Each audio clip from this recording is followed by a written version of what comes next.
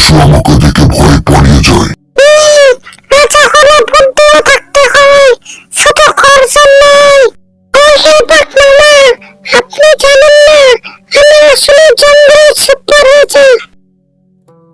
কি তুমি এই ছোট্ট শিয়াল? হা হা হা হা। বিশ্বাস না হলে আমার পিছনে পিছনে চলুন। শিয়ালের এই কথা শোনার পর বাঘ খুবই রাগ হলেন আর তার পিছনে যেতে শুরু করলেন। যেতে যেতে জঙ্গলের গভীরে চলে যায়। চারিদিকে পশু পাখি শিয়ালকে দেখে চিৎকার করে দৌড়াতে শুরু করে।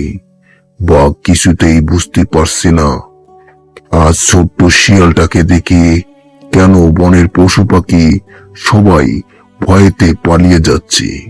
তো বন্ধুরা, আপনারা বলুন, এখানে বনের পশু পাখি কাকে দেখে চিৎকার করে দৌড় মারতেছি, শিয়ালকে না বাঘকে দেখে? এই ভিডিও শেষ করার আগে তোমাদেরকে কমেন্ট করতে হবে কাকে দেখে দৌড়াচ্ছে। আমিও দেখতে চাই আমার বন্ধুরা কতটি বুদ্ধিমান। তাই তোমাদেরকে ভিডিও শেষ করার আগে কমেন্ট করতে হবে।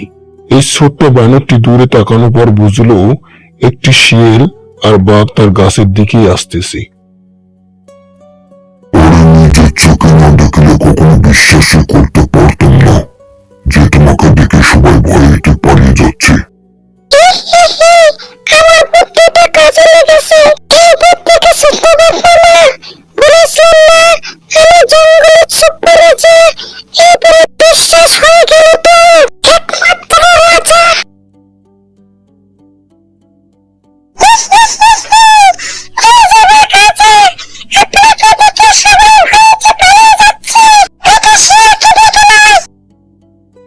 কি আমাকে বোকা বানিয়েছে?